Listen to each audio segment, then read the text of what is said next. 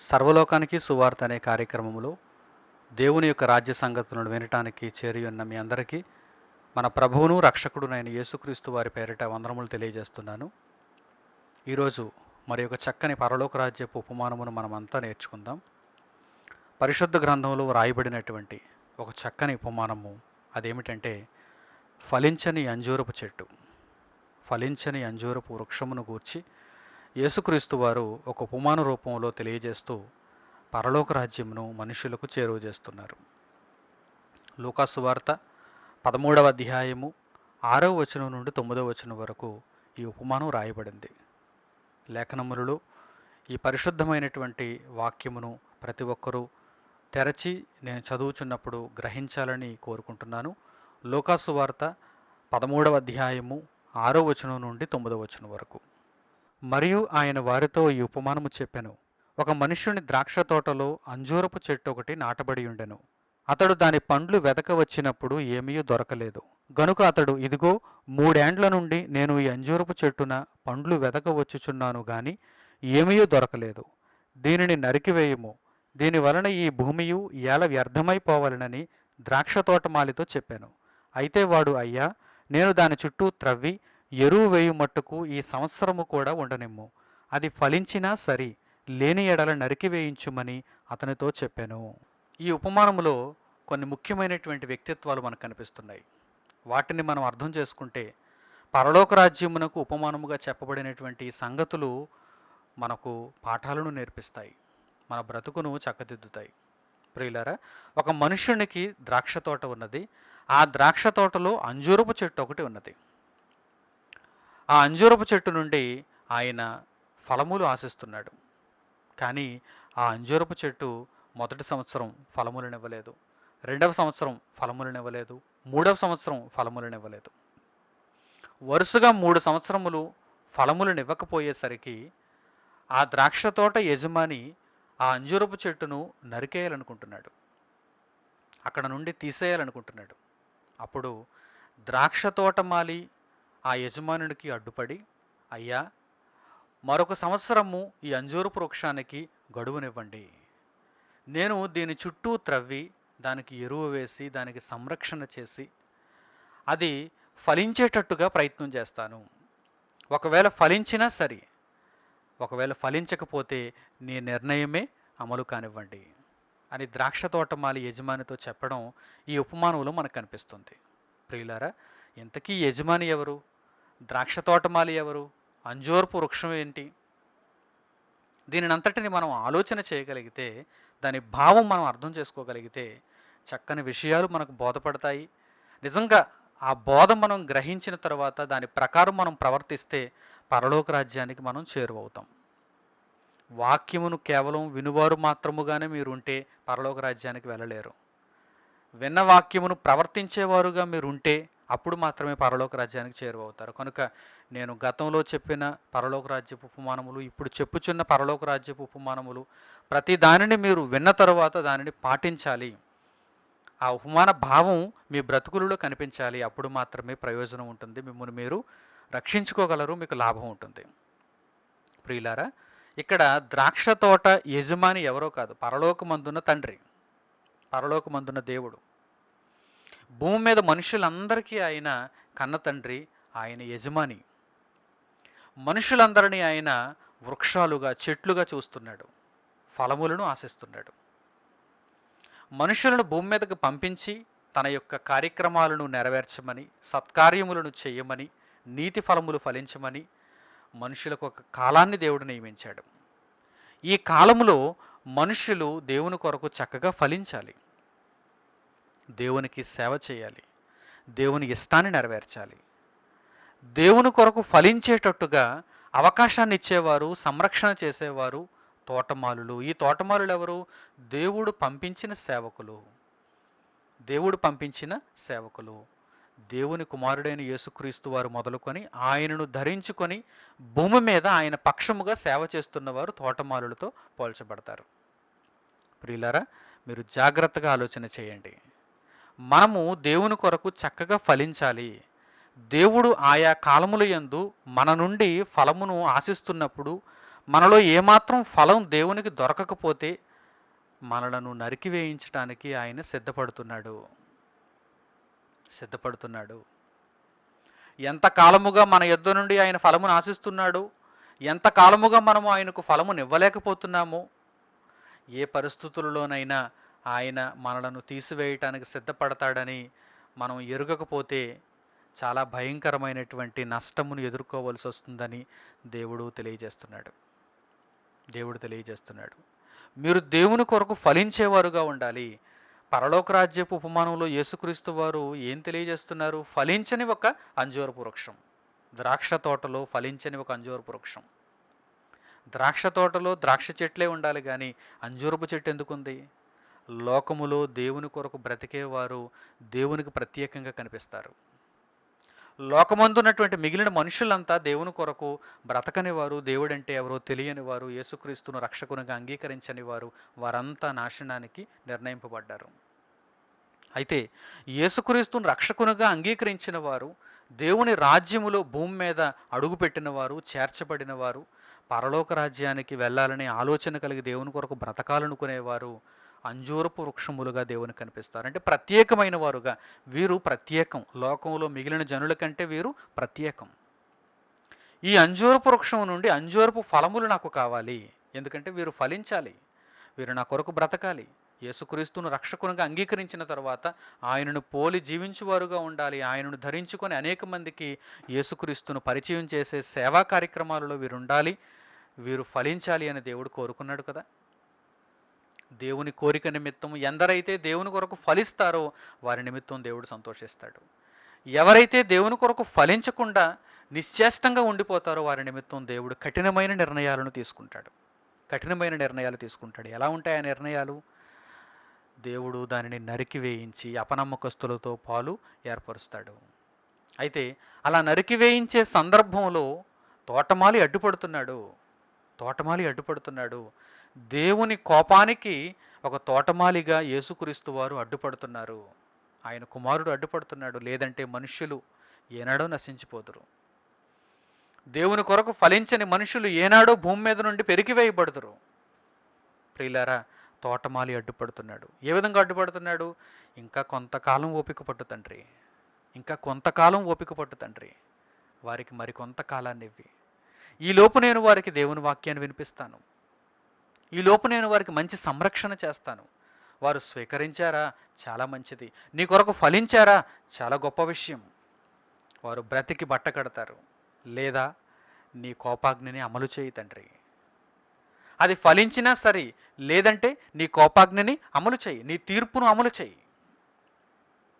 ప్రియమైన నా సహోదరి సహోదరులారా, మీ స్థితి దేవుని యొక్క దృష్టిలో ఏ విధంగా ఉందో ఒక్కసారి మీరు పరిశీలన చేసుకోండి. మీరు దేవుని కొరకు బ్రతకను ఉద్దేశించిన వారై, దేవుని చిత్తాన్ని నెరవేర్చిన వారైతే, దేవుని కార్యక్రమాలలో ఉన్నవారైతే, దేవుని కొరకు ఫలిస్తున్న వారైతే మీ నిమిత్తం దేవుడు సంతోషిస్తాడు. కాని పక్షంలో మీరు దేవుని కొరకు ఫలించని స్థితిలో ఉంటే, మీ వలన దేవునికి ఏమాత్రం ఉపయోగం లేకపోతే, మీ ఇష్టాన్ని మీరు నెరవేర్చుకుంటూ లోకమందు సుఖిస్తూ సంతోషిస్తూ తిని త్రాగి మత్తులుగా ఉండసాగితే ఎంతో కాలం మిమ్మల్ని భూమి మీద దేవుడు ఉంచడు. మీకు రాబోయే నిత్యజీవ ఫలము కూడా దక్కదు. ఇంకా మీరు బ్రతికి ఉన్నారంటే, ఇంకా మీరు దేవుని వలన మేలు అనుభవిస్తున్నారంటే కారణం అడ్డుపడుతున్న తోటమాలి. జ్ఞాపకం ఉంచుకోండి. దేవుని వాక్యాన్ని భూమి మీద ఆయన సేవకుల ద్వారా ప్రకటింపచేస్తూ ఆయన అడ్డుపడుతున్నాడు. తండ్రి అయిన దేవుని కోపానికి ఆయన అడ్డుపడుతున్నాడు. తండ్రి, మరొక సంవత్సరం నువ్వు ఓపిక పట్టి, మరొక సంవత్సరం నువ్వు దీర్ఘశాంతాన్ని చూపించి నీ కోపమును నీవు మళ్లించుకొని, తండ్రి నీ ఒక్క అవకాశం మరలా ఆ అంజూరపు వృక్షానికి ఇస్తే ఆ వృక్షం ఫలిస్తుందేమో అంటున్నాడు. ప్రియులారా, భూమి మీద దేవునిని నమ్మిన ప్రతి ఒక్కరికి దేవుని కొరకు ఫలించాలనేటువంటి ఆలోచన ఉండాలి. దేవుని సేవను జాగ్రత్తగా జరిగించాలనే ఆలోచన ఉండాలి. లేని పక్షంలో దేవుడు ఏదో ఒక క్షణంలో వారిని భూమి మీద నుండి అంతమొందింపచేస్తాడు. ద్రాక్ష తోట యజమానికి అంజూరపు వృక్షం నుండి ఫలములు కావాలి. భూమి మీద ఉన్నటువంటి పరిశుద్ధుల ద్వారా పరమందున తండ్రికి ఫలములు కావాలి. నీతిమంతుల ద్వారా పరమందున తండ్రికి ఫలములు కావాలి. ఫలించని చెట్టుగా, మూడు బారిపోయిన చెట్టుగా ఒకవేళ ఉంటే ఆ చెట్టును నరికి వేయించటానికి పరమందున్న తండ్రి సిద్ధపడుతున్నాడు. అయినా తోటమాలి వచ్చి ఆపడం వలన, ఆయనను నిలువరించడం వలన నేటికి కొంతమంది ఇంకా బ్రతికి జీవనమును కొనసాగించగలుగుతున్నారు. కనుక ఈ అవకాశమును సద్వినియోగపరుచుకుంటే, తోటమాలి అడ్డుపడినటువంటి ఆ సందర్భమును సద్వినియోగపరుచుకుంటే మీరు దేవుని కొరకు చక్కగా బ్రతికి ఫలములనివ్వండి. దేవుని చిత్తాన్ని నెరవేర్చి ఆయన కోరుకున్న దానిని మీ శరీరమందు జరిగించి ఆయనను సంతోషింపచేయండి. అటువంటప్పుడు మీరు బ్రతికే అవకాశం ఉంటుంది, పరమునకు మీరు చేరే అవకాశం ఉంటుంది, పరలోక రాజ్యంలో అడుగుపెట్టే అవకాశం ఉంటుంది. మనము దేవుని కొరకు ఎప్పుడు పని చేయగలం? మనం దేవుని కొరకు ఎక్కడ పని చేయగలం? ఈ భూమి మీదనే కదా. ఒక్కసారిగా ఈ ఆత్మ ఈ దేహమును విడిచిపెడితే తండ్రి అయిన దేవునికి సేవ చేసే అవకాశం ఉంటుందా? ఫలించే అవకాశం ఉంటుందా? లేనే లేదు కదా. మనం ఈ శరీరంలో ఉన్నంత వరకే దేవుని కొరకు మనం ఏదైనా ఫలించగలం. ఆయన మనలను భూమి మీద ఉంచినంత వరకే మనం దేవుని కొరకు ఏదైనా ఫలించగలం. ఒకవేళ మనలను ఆయన తీసేస్తే మనం ఫలించడానికి అవకాశం ఉంటుందా? తోటమాలి అడ్డుపడుతున్నాడు. తోటమాలి అడ్డుపడడం వలన అంజూరపు వృక్షం బ్రతికిపోయింది. 4వ ఏట బ్రతికిపోయింది. కానీ 4వ ఏడు కూడా పూర్తయిపోతే 3 ఏళ్లుగా ఫలము లేని అంజూరపు వృక్షం తోటమాలి వలన రక్షింపబడింది, బ్రతికింపబడింది. మరి 4వ ఏట కూడా తోటమాలి యొక్క కష్టమును వృధా చేస్తే ఆ యజమాని ఊరుకుంటాడా? నరికేస్తాడు కదా. నరికి వేయబడిన తరువాత ఫలములు ఇవ్వటానికి అవకాశం ఉంటుందా? నరికివేయాలనేటువంటి నిర్ణయం దేవుడు తీసుకున్న తర్వాత ఫలమునిచ్చే అవకాశం మనకు ఉంటుందా? ప్రియులారా, మన జీవిత కాలంలో దేవుడు మనకిచ్చిన ఆయుష్ కాలంలో ఈ ఆయుష్ తరిగిపోకముందే, మన ప్రాణము ఆగిపోకముందే దేవుని కొరకు చక్కగా ఫలించడానికి మనం ప్రయత్నం చేయాలి. ఎందుకంటే వ్రాయబడిన ఒక చక్కని మాట మీకు జ్ఞాపకం చేస్తాను. ప్రసంగి గ్రంథము 9వ అధ్యాయము 10వ వచనాన్ని జాగ్రత్తగా చూడండి. ప్రసంగి గ్రంథము 9వ అధ్యాయము 10వ వచనం. చేయుటకు నీ చేతికి వచ్చిన ఏ పనినైనను నీ శక్తి లోపము లేకుండా చేయుము. నీవు పోవు పాతాళమునందు పని అయినను, ఉపాయమైనను, తెలివి అయినను, జ్ఞానమైనను లేదు. చేయుటకు నీ చేతికి వచ్చిన ఏ పని అయినను శక్తి లోపం లేకుండా చేయుము. దేవుడు నీకిచ్చినటువంటి ఈ కాలములో శక్తి లోపం లేకుండా నీ దేవుని కొరకు నీవు ఫలించు. ఓ సోదరా, ఓ సోదరి, ఫలించు.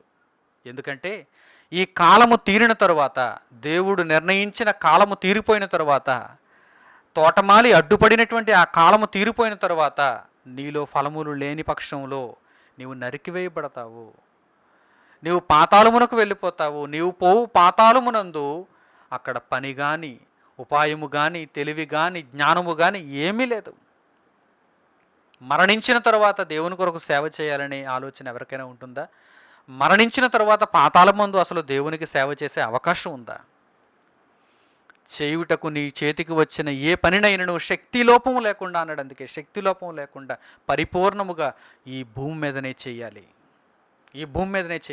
భూమి మీద ఉండగా, శరీరంలో ఉండగా మనం మాట్లాడగలం, దేవుని వాక్యం ప్రకటించగలం, దేవుని వాక్యాన్ని ప్రచురించే కార్యక్రమాలలో మన చేయూతనివ్వగలం, సర్వలోకానికి సువార్తను వ్యాపింపజేసే కార్యక్రమాలలో మన యొక్క పాత్రను మనం పోషించగలం. అయితే పాతాళమునకు వెళ్ళిపోయిన తర్వాత భూమి మీద ఉన్నవారి చేతనే మనం మరువబడతాం కదా. పాతాళమునకు మనం ఒంటరిగా వెళ్ళిపోవాలి కదా. మరణం అనే ప్రక్రియలో మనం ఒంటరిగా ఈ భూమిని విడిచి వెళ్ళాలి కదా.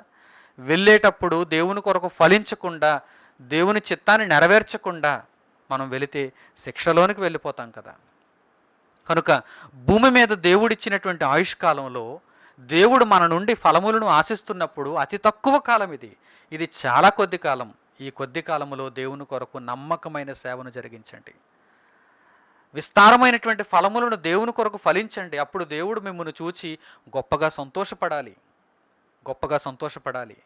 తన ద్రాక్ష తోట వనములో, ఈ భూమి అనేటువంటి ఈ ద్రాక్ష తోటలో ఒక అంజూరపు చెట్టుగా ఉన్నటువంటి నీవు, నేను దేవుని కొరకు చక్కగా ఫలించాలి, దేవుని కొరకు విశేషముగా ఫలించాలి. ఫలము నీయకపోతే దేవుడు ఊరుకోడు. తగిన కాలమందు ఆయన తన నిర్ణయాన్ని అమలు చేస్తాడు. మనము పాతాళమునందైతే పని లేదు. అక్కడ ఇలా పని చేయమని ఎవరు మనలను అడగరు, ఎవరు ప్రోత్సహించరు, ఎవరు వెంటాడరు. ఒకవేళ మనం పని చేయాలనే ఆలోచన మనకు కలిగిన పని చేయటానికి ఉపాయం లేదు, తెలివి లేదు, జ్ఞానము లేదు. అసలు అక్కడ పనే లేదు. పాతాళమునందు పని లేదు. ఆత్మలకు మనం వాక్యం ప్రకటించే అవకాశం లేదు, ప్రకటించిన ఉపయోగం లేదు. ప్రియులారా, మనము చేయగలిగిన దేవుని పని అంతా ఈ భూమి మీద మాత్రమే ఉంది. అనేక మందిని దేవుని మార్గంలో నిలబెట్టే అవకాశం ఈ భూమి మీద మాత్రమే ఉంది. కనుక శక్తి లోపం లేకుండా భూమి మీద దేవుని కొరకు కష్టపడండి, దేవుని ఇష్టాన్ని నెరవేర్చండి, దేవుని కొరకు ఫలించండి. ఆయన అనుకున్న కాలంలో తగిన ఫలములను దేవునికి ఇవ్వండి. తగిన ఫలములను దేవునికి ఇవ్వండి. కీర్తనాకారుడైనటువంటి దావీదు పలుకుతున్నటువంటి చక్కని మాటలు ఈ సందర్భంలో జ్ఞాపకం చేసుకోండి. కీర్తనల గ్రంథము 30వ అధ్యాయము 8-9 వచనాలను చూడండి. కీర్తనల గ్రంథము 30వ అధ్యాయము 8-9 వచనాలు. యెహోవా, నీకే మొర్రపెట్టితిని, నా ప్రభువును బతిమాలుకుంటని. నేను గోతులోనికి దిగిన ఎడల నా ప్రాణము వలన ఏమి లాభము? మన్ను నిన్ను స్తుతించునా, నీ సత్యమును గూర్చి అది వివరించునా. కీర్తనాకారుడైన దావీదు ఏమంటున్నాడో చూసారా? నేను ఒకవేళ గోతులోనికి దిగిపోతే నా ప్రాణము వలన ఏమి లాభము? మన్ను నిన్ను స్తుతించునా, అది నీ సత్యమును వివరించునా అని చెబుతున్నాడు చూడండి. కనుక దేవునిని ప్రార్థిస్తున్నాడు, తండ్రి, ఈ భూమి మీద నీవు ఇచ్చినటువంటి ఆయుష్కాలంలో నేను నీ కొరకు బ్రతికేటట్టుగా నాకు సహాయం చెయ్యి. నేను ఒకవేళ చనిపోతే నీ పనిని చేయలేను, నీ కొరకు నేను ఫలించలేను. నీ కొరకు నేను ఫలించదగిన కాలం అంటూ ఏదైనా ఉంది అంటే ఈ భూమి మీద మాత్రమే.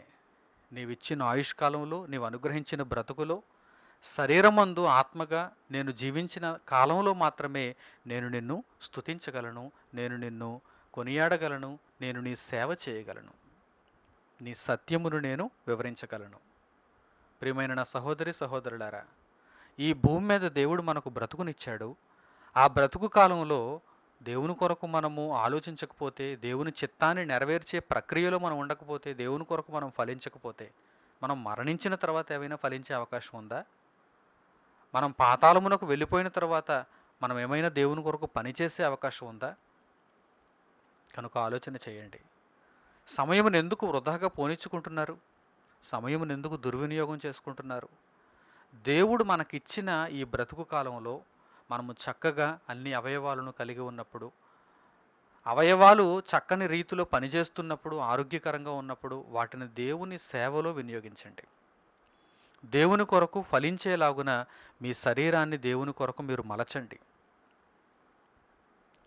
లోకములో మీరు ఆరోగ్యకరంగా ఉన్నప్పుడు, ఆయుష్తో ఉన్నప్పుడు, యవ్వనంలో ఉన్నప్పుడు లోకము కొరకు మీ బ్రతుకును ధారపోయొద్దు. అపవాదికి మీ బ్రతుకును చెరగా మీరు ఇయ్యొద్దు. దేవునికి మీ బ్రతుకులను సమర్పించుకోండి. మీ అవయవములను నీతి సాధనాలుగా మీరు వాడండి. వాటిని దుర్నీతికి అప్పగించకండి. మీరు ఎప్పుడైతే దేవుని కొరకు ఫలించే ప్రక్రియలో ఉంటారో, మీ జీవితకాలంలో దేవుని కొరకు ఉన్నతమైన సేవా కార్యక్రమాలలో మీరు ఎప్పుడైతే ఉంటారో, మీ వలన ఆయనకు ఫలం దక్కుతుంది. మీ నుండి ఆయన ఫలమును స్వీకరిస్తాడు. మీ నుండి ఆయనకు ఫలం వస్తున్నప్పుడు మిమ్మల్ని నరికివేయించాలనే ఉద్దేశం ఆయనకు ఉండదు. మిమ్మల్ని దీవించాలనే ఆలోచన ఆయనకు ఉంటుంది. మీ వలన ఆయన సంతోషిస్తున్నాడు కనుక మిమ్మును బట్టి ఆయన ఆనందిస్తాడు. కనుక మీ జీవిత కాలములో దేవుని కొరకు మీరు ఫలిస్తే, మీ బ్రతుకు ముగిసిన తర్వాత కూడా మీకు ఎంతో ఫలితం కలుగుతుంది. దేవుని కార్యక్రమాలను పూర్తి చేసి ఒక గొప్పదైనటువంటి నమ్మకంతో, నిరీక్షణతో మనం ప్రభునందు నిద్రిస్తే నిజంగా ఆనందముతో పరలోక రాజ్యమును పొందుతామనే నిరీక్షణతో పరదేశులు అడుగుపెట్టేటువంటి ఆ క్షణాలు చాలా గొప్పవి కదా, చాలా గొప్పవి కదా. అలా కాకుండా దేవుడిచ్చిన బ్రతుకునంతా నిర్వీర్యం చేసుకుంటూ, దేవుడిచ్చినటువంటి బ్రతుకు కాలమును దేవుని కొరకు వినియోగించకుండా నిష్ఫలముగా బ్రతుకుతూ, ఆవేదనతో, ఆందోళనతో, నేను మరణిస్తే ఎక్కడికి వెళ్ళిపోతాను అనేటువంటి భయంతో పాతాళానికి జారిపోతే ఆ పరిస్థితి చాలా ఘోరం కదా, చాలా ఘోరం కదా. కనుక దేవుని కొరకు ఫలించండి. దేవుడు మీకు ఇచ్చినటువంటి ఉన్నతమైనటువంటి బ్రతుకును దేవుని కొరకు అర్పించండి. దేవుని కార్యక్రమాలలో ఉండండి. దేవుని కొరకు మీరు ఎలాగూ ఫలించగలరో ఆ విధమును మీరు ఫలించండి. ఫలించండి. ఎందుకంటే మనము చనిపోయిన తర్వాత దేవుని కొరకు ఫలించే అవకాశం ఉండదు. గోతిలోనికి దిగిపోయిన తర్వాత మనము దేవుని సత్యమును వివరించే పరిస్థితి కనిపించదు. కనుక మనం చక్కగా ఉన్నప్పుడు, మనం మాట్లాడగలిగినప్పుడు, మనము ఈ దేహములో చక్కగా జీవిస్తున్నప్పుడు దేవుని సేవా కార్యక్రమాలను పూర్తి చేసుకోవాలి. దేవుని పనిలో మన యొక్క శరీరమును వినియోగించాలి.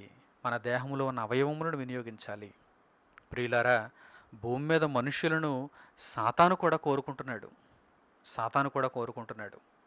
గోధుమల వలె జల్లించి మనుషులందరినీ నాశనం చేయాలనే ఆలోచన సాతానుకుంది. అయితే మనము నశించిపోకుండా మనకు కొంత కాలమునిమ్మని, మనలను గూర్చి ఇంకా నిరీక్షణ కలిగి ఉండమని మన నిమిత్తము ప్రార్థన చేస్తున్నటువంటి వ్యక్తే యేసుక్రీస్తు. మన నిమిత్తం విజ్ఞాపన చేస్తున్నటువంటి ఒక మహాశక్తి యేసుక్రీస్తు. లేదంటే నిష్ఫలులమైనటువంటి మనం ఏనాడో గోతిలోనికి దిగిపోయిందాం కదా. ఎన్నో ఆపదలలో మనలను చిక్కుపరచాలని, ఎన్నో కష్టాలలో మనలను పట్టుకోవాలని అపవాది ఇప్పటి వరకు పొంచి ఉన్నటువంటి పరిస్థితులలో దేవునికి మన తరఫున విజ్ఞాపన చేసి దేవుని నుండి రక్షణ మనకు అనుగ్రహింపచేసిన వాడే యేసుక్రీస్తు. యేసుక్రీస్తు ఒక మంచి సందర్భాన్ని ఇప్పుడు మీకు జ్ఞాపకం చేస్తాను.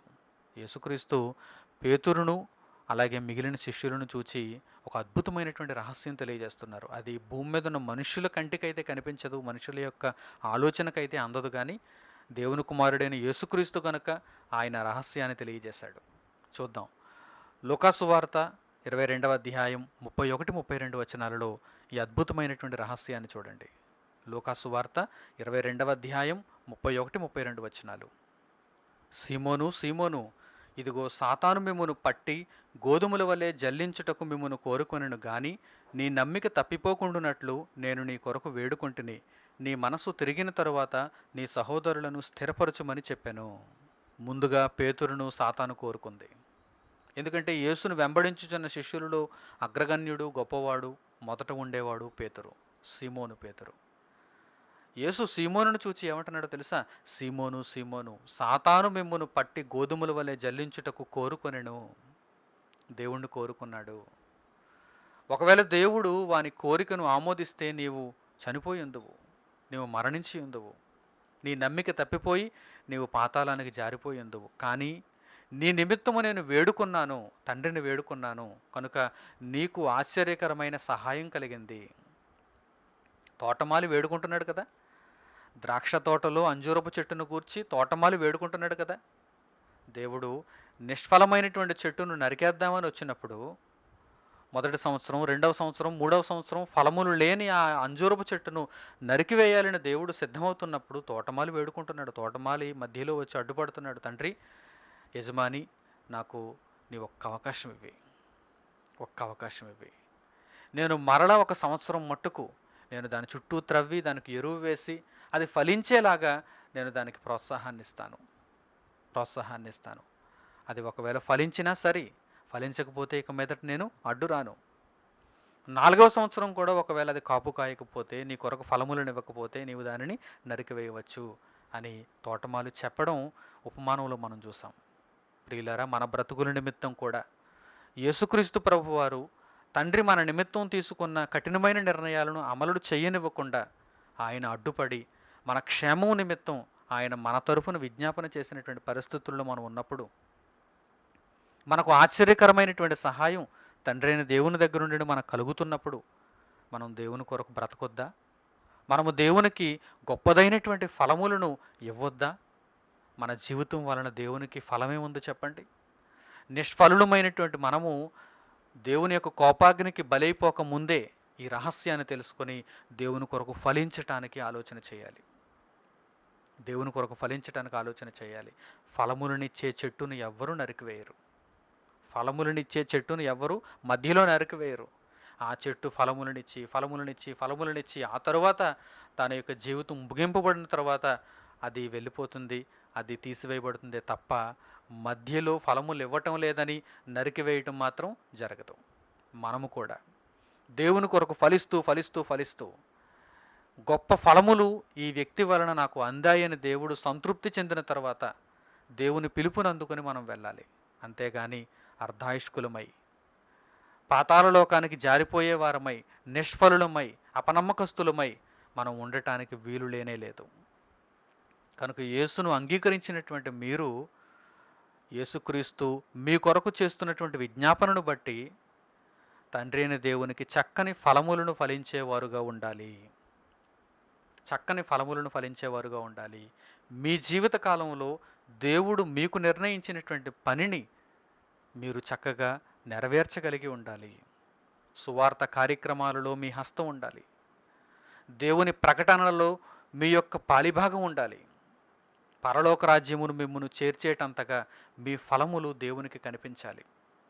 ప్రియులారా, మీరు నిశ్చేష్టులైపోకండి, నిర్వీర్యమైపోకండి. ఏ కార్యము క్రీస్తు కొరకు చేయకుండా ఒకచోట కూర్చుని ఉండిపోకండి.